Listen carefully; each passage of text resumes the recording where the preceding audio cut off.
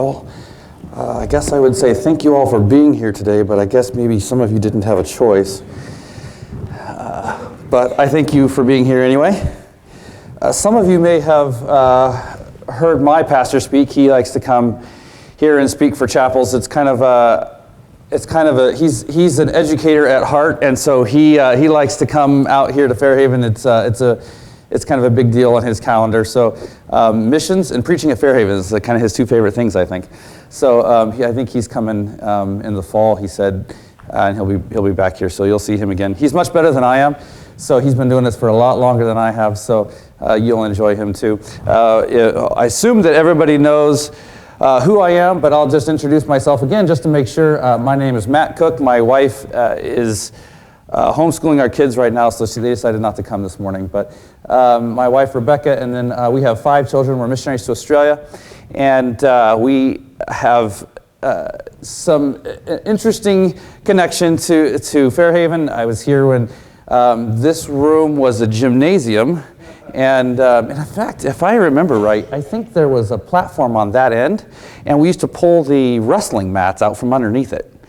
I was like 5, 6 years old when we came here, and we were here while my dad went to Bible college. My older sister came here to Bible college as well, and so the Lord has, in recent time, put us back in connection with Fairhaven. We were very glad to be here, and we want to be sure that you all know we are very thankful for everything, the friendships, to say the least, but you all have taken very good care of us too. So we were here for about a week back in October, and then we were invited to come back for Empowered Youth, and our 2 young teenagers had not been to a youth conference before, and that was very, very exciting to both of them, and especially the college students and high school students here.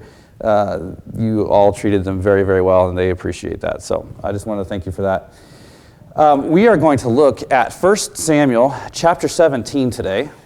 1 Samuel chapter 17, and you probably are all thinking, I know this story, because you've heard it since you were 2 or 3 years old. Unfortunately, if you have OCD, I apologize. I'm not actually going to get to the story of David killing Goliath, because that's not my point today. But we are going to talk about David, and what I've titled this today is I've titled this "Prepare for the Battle." So often we look at maybe this story of David and Goliath, and we really like to focus on the fact that he walked out in the middle of a field in the valley, and he threw a stone, killing a giant, saving the nation of Israel. And that is the case, right? But we often forget the backstory. And what I want to look at today is the backstory. What brought David to this point? He didn't just show up that day and said, oh, you know what? There's a giant. I think I'll kill him. Sounds like a good idea today. And then I'll go back to some sheep, whatever I was doing. That's not what happened, right? And so I want to look at a little bit of David's backstory. I want to start in verse 32. 1 Samuel chapter 17 and verse 32. And actually, before I read there, I'll give you even a very quick, because I don't have time to read the entire passage here, but we all know the story of David. So David is, the first time we hear about David, the prophet Samuel has been told by God to go to this family, and anoint the new king of Israel, because the current king of Israel, Saul, had disobeyed God. So now Saul has been not removed, but God's blessing has been taken away from him. In fact, to the point that he's now got an evil spirit, the Bible says. And he is now being haunted by, allowed by God himself to be haunted by this evil spirit. And so God has chosen to replace him. He comes, Samuel that is, comes, and he anoints, he's ready to anoint one of Jesse's sons, and they get all the way through all the sons, and he says, wait, so God said it was none of these, you have no more sons? And he says, well, I do have one more son. He's taking care of the sheep. He's way out in the wilderness. And he says, well, bring him here, because God said no to the rest of these. And the end result is that Samuel anoints David the next king of Israel. So then David becomes the king of Israel, right? Wrong. We still haven't come to the point where David becomes the king of Israel. David has now been anointed the next king of Israel, and he is back to watching the sheep. Now, the next thing we see about David is that his dad comes to him and he says, hey, your brothers are fighting in this war against the Philistines, which was pretty much common. They were doing this for many, many years. In fact, they continued long after. And they're fighting in this war, and it wasn't like modern day army where we have logistics and we have fuel and food and everything that's needed for the army. The army was taken care of by their families. And so he says, take this food to your brothers. He gets to this place where the battle's happening. We've got one army standing on one hill. We've got the other army standing on the other hill. And we've got, in the middle of the valley, we've got the giant Goliath standing there mocking God, right? This is the scene that David walks up to. When David walks up, he sees this situation. He's trying to take it all in. Just imagine showing up at a busy situation, just a lot of people doing a lot of different things, and you've got to take it all in, right? You're trying to picture what's going on. I'm trying to place who's saying what. Well, why are people standing here? And what's happening is the giant is saying whatever he feels like saying about God, about Israel's God, and nobody's doing anything about it. And David's saying, I'm misunderstanding. I don't really fully understand what's going on here. Why is this giant saying things about our God and no one says anything about it? No one's stopping him. And everybody, of course, looks at him. He's a 17-year-old kid or so at the time, right? And I say kid, I mean, he's a teenager, but you've got all this, you got the entire army is here, right? People that are trained for war, and they're standing there watching, right? They're not going down to the valley to fight him. So he's asking the question, well, I don't understand what's going on. Why are you not fighting him? And of course, they're looking at him like, are you kidding me? I mean, he's a giant. Who wants to, are you volunteering, right? And of course he does. In verse 32, we see the situation where this kind of creates a ruckus, and the king, Saul, we've already been told was head and shoulders above every man in Israel. So from what I'm gathering, he's the tallest man in Israel. He's the biggest guy. He's a trained warrior. He's the king of the nation. He's the head of the army, and he's in his tent. He's not even out there listening. He's just in his tent. So they bring David to this Saul's tent, and this is what David says. Verse 32, 1 Samuel 17 and verse 32. David said to Saul, let no man's heart fail because of him, the giant. Thy servant will go and fight with this Philistine. So, 17-year-old David shows up. He gets taken to Saul's tent, the king, the leader of the army, and he says, don't worry, I got this. Now, picture that situation nowadays. We're fighting against whoever it'll be next, China or Iran or somebody, I don't know. And the army is out there. I spent 20 years in the army, and we don't really... the army doesn't necessarily shy away from anything, but if it's really a difficult situation, you know that you can send the Marines in, and whatever happens, we'll figure it out, right? Army will come in and clean up the mess, and then we'll actually take care of the situation.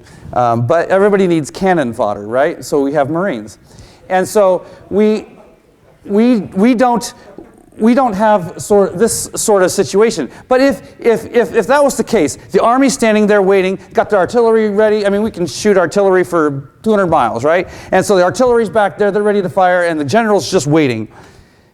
And a 17-year-old kid walks up and says, General, it's okay. I got this. This is what happened. The entire army is standing there not sure what to do. The king himself, the tallest, strongest man in the nation, has no clue what to do, and a 17-year-old kid, who's a shepherd, by the way, walks up and says, I got this, right? It's rather amusing. This is the situation that's happening. And we see in verse 33, Saul says to David, thou art not able to go up against this Philistine to fight with him, for thou art but a youth, he a man of war from his youth. By the way, you're 17 years old. He's been fighting since he was 17. Oh, and by the way, he's 9-something feet tall. And he's got armor, and he's got an armor bearer. You have none of that, right? Verse 34, David said to Saul, thy servant kept his father's sheep, and there came a lion and a bear and took a lamb out of the flock. And I went out after him and smote him and delivered it out of his mouth. And when he arose against me, I caught him by his beard and smote him and slew him. Thy servant slew both the lion and the bear, and this uncircumcised Philistine shall be as one of them, seeing he hath defied the armies of the living God. What I want to look at today, this is why I titled this "Prepare for the Battle."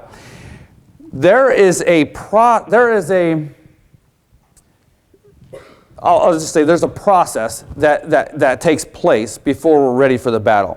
David did not show up that day and learn how to fight, right?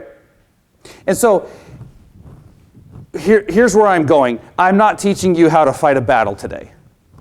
But what I am saying in your practical Christian life is that there are battles. And if you haven't experienced them yet, you will.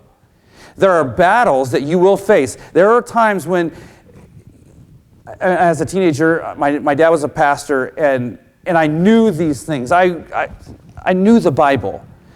But it's easy to forget that some of the things you're running up against are actually Satan fighting against you. We sometimes just think, oh, that was coincidence. That's what the world thinks, right? There's no such thing as coincidence, by the way. There's no such thing. It does not exist.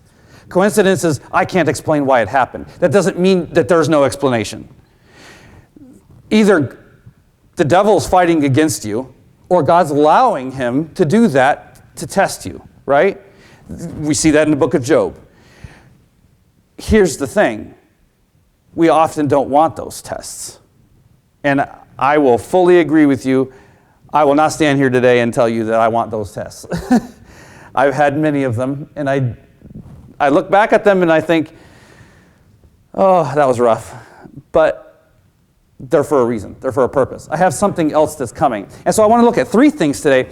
I want to look first at his purpose. So here's the thing. If you're going to fight a battle, you have to be prepared, right? So when I joined the Army, I remember the day I left.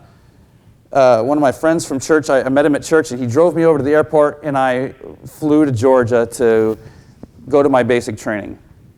When I showed up at basic training, they didn't say, hey, you want to go to Iraq? I wasn't ready for that. In fact, there was a lot of guys that weren't ready when it was over. There was some training that had to take place. I couldn't just show up there and, I know how this works, because you just pick up a gun, you shoot in that direction, and they all die, and then we all go home. That's not how it works. There's some training. In fact, I had been in the Army almost 4 years when we found out we were getting deployed to Iraq. And it still took us another almost 6 months of train-up to get ready for Iraq. You don't just show up and all of a sudden know what to do. In fact, I remember, I will never in my life, I think, forget the day that we were in Kuwait and we were waiting, and one day they said we're going to be driving up into Iraq. And I remember the day we got into Humvees, and it was like 3 o'clock in the morning. We sat there for a couple hours till daylight came up. And just as it started to be daylight, they said, all right, let's go. And we started rolling up into Iraq, and I will never forget that day, like just thinking, what did I just get myself into? This was in 2004. The previous, about 9 months earlier, if you may not remember this, but 9 months earlier they had done what was called shock and awe. It was, I think, 72 hours of everything that the U.S. military, and I mean everything that the U.S. military had to throw at the city of Baghdad. And I think there's still like CNN or Fox News videos that people took from helicopters and stuff. They were shooting missiles from 200 miles away from the Persian Gulf off of ships for 3 days. Artillery, everything we had, we just lit the city up for 3 days. And I'm thinking, that's where I'm going today. This is crazy. I wasn't even ready then, I don't think. I certainly wasn't ready for everything that came to pass. You cannot go to a battle and not be prepared. You have to be prepared. If you're not prepared, that's how you die. People that go to a battle unprepared, they die. Now, am I saying that if you go into a spiritual battle, you will die if you're not prepared? I'm not saying that, not physically. But you won't be ready for what hits you. And I can tell you that there are people that attended this school high school and college, and are not, and I would say they're not even in the ministry, they're not even going to church today because they were not prepared for the battle.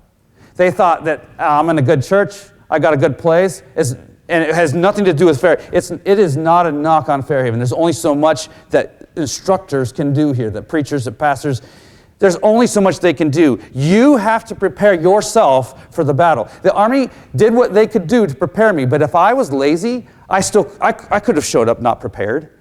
I was a little concerned because I was going into a war, and if I was going to be shot at, I want to know how to defend myself. And I think most guys were, but there were some people that were not. And there will be some, hopefully none in this room, but there will be some that leave high school and college here unprepared because they did not prepare themselves. They didn't take in the instruction that they were getting. That's setting them up for success in the future. You have to be prepared. David had a purpose, though. Look at verse 36. Verse 36 says, "Thy servant slew both the lion and the bear, and this uncircumcised Philistine shall be as one of them, seeing he hath defied the armies of the living God." There will be times in your life where you will feel like someone is defying God. Someone will tell you, mock your religion, whatever they want to call it. They will mock your belief. And they will show you reasons why you should not believe what you believe. There are people out there that do it. I worked for a major corporation for a couple of years, and in the two different bosses I had at that place, the Lord did this, I'm sure, because like I said, there's no coincidence. Both of them, one was a gay male and one was a lesbian female. Lord knew I needed that for whatever reason. Both of them loved me because I was a good worker. They knew they could count on me. And it gave me an opportunity to speak with both of them. In fact, they both brought up my belief because I said, I'm a missionary. I'm preparing to go to the mission field. And it opened a door. They came to me. The one guy came to me one time. The store was quiet, and we had almost an hour and a half where he's asking me questions about the Bible. I'm not saying he's saved today. I doubt it. But he knows. I had an opportunity to tell him. I answered his questions. You don't know what opportunity you might have to do that. But there might be the other way around where they mock the Bible and they tell you why you should not believe what you believe. Do you know what you believe? Can you withstand someone mocking your belief? You need to know. Because if you don't have a purpose in defending God, then the whole thing is wasted. Why would you say an army would go to fight a war? If they don't have a purpose, they're going to leave. It's a failure. There's no reason to be there. Do you have a purpose in what you're doing? You have to have a purpose in life. It's not just to get more things, build a family, have a nice house, a nice car. It's not about that. What is your purpose? David had a purpose of defending God. Secondly, not only his purpose, we see a process. And this is, I think, the biggest focus I want to place today is it doesn't just happen. You cannot go do anything. Let's put it in the realm of sports. If you were to go be an NBA basketball player, what do you think that takes? You don't say, well, I know how to dribble. I'm going to go try out. Right? I mean, they all know how to dribble. In fact, guys who are really, really, really good at dribbling don't make it in the NBA. It's not just about dribbling. Well, I work out. Should be good. Maybe I know how to shoot three-pointers. Whatever it is, it's more than that. There's a process that they went through. In fact, some of these guys spent their entire life's focus on that from 5th, 6th grade on up, maybe earlier. Tiger Woods was golfing at 3. His dad had a special golf set built for him that was his size. 3 years old. I have a 3-year-old. I can't imagine him having enough focus to hit a golf ball. In fact, he would spend more time picking up the golf ball than hitting it with the stick, right? Are you telling me that Tiger Woods just got there because, oh, you know what? I think golf sounds like fun. And I'm not knocking the process. I mean, that's what his dad wanted. His dad's goal was to make him a good golfer. And it worked. I mean, he's been a pretty good golfer. But what I'm saying is that has to be a focus. It has to be more than I like to do this. I kind of like that, you know. Whatever it is you do, you decide I'm going to be a mechanic. You don't just go to a shop and say, hey, I'd like to apply for your mechanic job. Have you ever worked on a car? No, but I can figure it out. There has to be a process. You have to get to a point where you have learned how to do something, right? When I learned how to fly. It was one of those things. If I didn't feel that God was truly calling me to that, I would have given up. I can tell you that right now. There was multiple times when I said, I don't want to do this anymore. I'm tired of this. I don't get it. I put these inputs into the airplane, and it's not doing what I'm thinking. And the instructor says, oh, no, it's doing exactly what you told us to do. And I'm saying, that's not what my brain said. There's difficult times, and if you don't go through the process, if you're not willing to sit through the process, so many people leave Bible college because they say, it's tough. I don't, you know, or maybe there's another Bible college that doesn't have so many rules. If you're not willing to stick through the process, you'll never get to the point of achieving the goal. You have to be able to accept the process, and the process is going to be difficult. You just have to accept the fact that there's going to be some pain. They have the old adage, no pain, no gain. When you're working out, that's literally what you're looking for is pain, right? I mean, that's what you're trying to do, is building muscle is creating pain, hopefully short term, right? I mean, that's what it requires. It requires a process. David went through a process. If you look at we didn't read it, but look back at verse 28. It says, Eliab, his eldest brother, when he spake with the men, and Eliab's anger was kindled against David, and he said, why camest thou down hither, and with whom hast thou left those few sheep in the wilderness? I know thy pride and the naughtiness of thine heart, for thou art come down that thou mightest see the battle. Look over to verse 34. David says to Saul, I kept my father's sheep, and there came a lion and a bear and took a lamb out of the flock, and I went after him and smote him and delivered it out of his mouth. And when he arose against me, I caught him by his beard and smote him and slew him. Think about this. Put yourself in a situation where you have been placed in charge. Fairhaven has decided to get rid of the horse. Well, there's only one horse left, right? To get rid of the horse and trade them in for sheep. All right? And so they've got a herd of sheep out there. And maybe Pastor Armacost comes to you and says, hey, I need you to be the new shepherd. And you're thinking, I know nothing about it. And he says, well, I don't either, so we're all in the same boat. So you go out to watch these sheep. You're out there just watching sheep, and you're on your shift, right? I mean, what else do you do? Sheep do nothing but eat grass. They just sit around, and you're just making sure they don't leave the fence, right? There's not a lot to it, and yet in David's situation, there's short bursts of panic, right? Because a bear shows up. And I would assume it's on a separate occasion that a lion shows up. I looked it up. They actually had full-blown African lions back in this time. Apparently, they don't have them there in the nation of Israel now. But this was not a bobcat or a mountain lion. Although, by the way, I wouldn't mess with either of those either. But this is a big African lion, and he grabs it by the beard. Here's the thing. In your situation, you're sitting out the back, and Pastor Armacost says, I'm counting sheep. He's not trying to sleep. He's just counting the sheep just to make sure you still have them all. And he says, you're short one. And you say, oh, yeah, about that. So I was sitting there, and I looked over, and a lion showed up in Indiana. It's crazy. And he just grabbed one of the sheep. And I didn't know what to do, so I grabbed it by the beard and I killed it. That's probably not what's going to happen. Probably what's going to happen is you're going to be like, I went and hid until he was gone, and I assumed that he only took one, right? Because that's all he can fit in his mouth or something. You're not going after the lion, right? Who's going to go after the lion? No, that's my sheep. It's that important to me that you cannot have it. I'm going to kill you first. With his bare hands, right? So we're talking about a very odd situation. Do you think that was coincidence?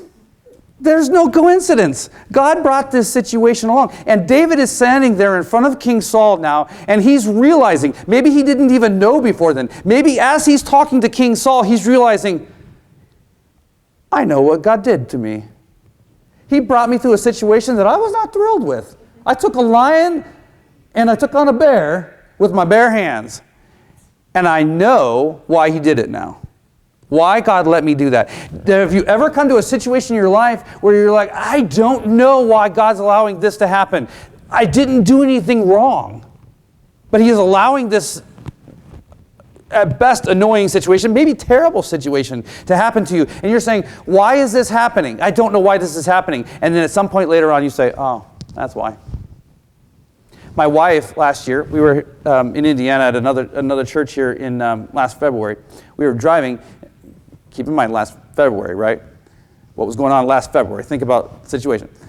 It's February. We're at a missions conference in Indiana. We leave Indiana, where we drive two cars. I pull the truck and trailer, and my wife drives our Suburban. We're driving. We have to be at a meeting in Seattle.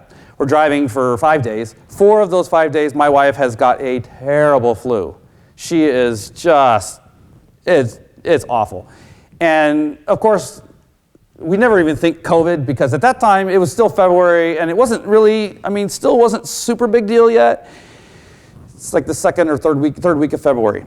And it turns out later on, we think she had COVID at the time, but we didn't know that. And so we get all the way to Seattle, and she ends up missing the first couple days of conference, just trying to heal up in the trailer. We finish that conference, go back home to Oregon, and we get to our church just in time. We were a couple of days early, and she was going on a missions trip to Mexico with my older daughter, and they were going. Our youth group takes a missions trip usually every 2 or 3 years, and they'd already asked, Pastor Jacob had already asked if my wife would go. They needed a female, adult female to go, and so she was planning to go. She's over this sickness. They get down to Mexico, and there was 22 of them, including Pastor Jaquith, and 20,